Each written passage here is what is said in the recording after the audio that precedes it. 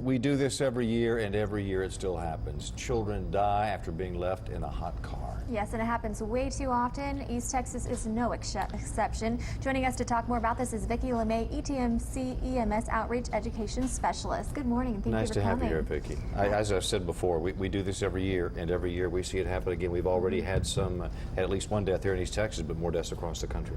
Yes, there's been 15 this year, three of them gosh. in Texas. 44 last year, 5 of those were in Texas. Oh, my goodness. Wow, now how long does it take exactly for a child to get a heat stroke inside a hot car?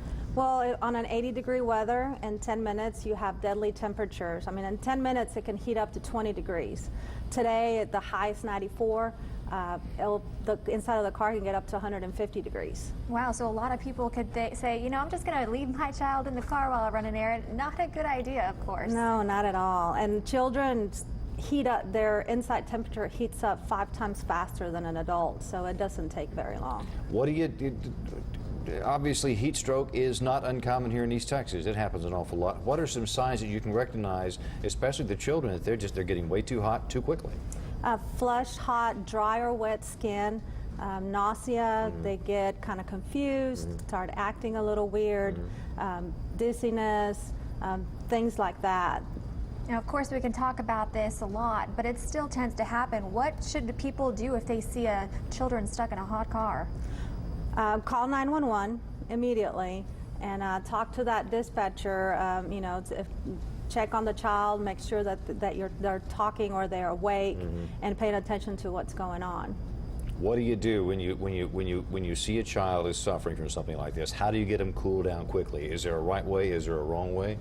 Well, I mean, you want to get them out of the hot car, Right. of course. Put them into an air-conditioned building or into the shade. Fan them.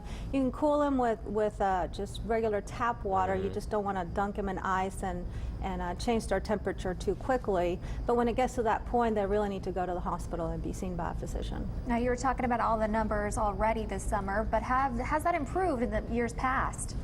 Well, I think since 1998, there's been over 600 deaths, about 80 of them here in Texas. The numbers fluctuate. On average, it's 38 kids a year. Wow. Where do we want to go? Obviously, if you're watching this, if you're hearing this, you're going, gosh, I wish I could find out more about that. Is there a place for us to go to somewhere on the internet that we can go and find out what to do? Well, there's a lot of websites. Safe Kids has a website, and they have recommendations. So one of the recommendations is generally this happens when habits are broken. You know, somebody else is taking care of the child. So one of the things is once you put the child in the back seat, put your left shoe back there. I mean, you're not going to get out of your car and walk away from your car without a shoe on. Good idea. So it kind of reminds you to go back there, get your shoe, and you know, there's the child. I've even seen somewhere you hang the baby's shoes across the mirror, or it's something that makes you have to think about that, or leave your briefcase or your laptop or whatever in the back. You got to get that too. Don't forget the child. Gosh, let's keep our fingers crossed and hope this doesn't happen, even though it's probably going to do again. It's a shame. Well, you know, hopefully people will be ready and don't be afraid to call 911 and get help on the way and follow the dispatcher's instructions. Better safe than sorry. Yeah, exactly. Thank you Nice to so see much you. for coming. Don't go anywhere.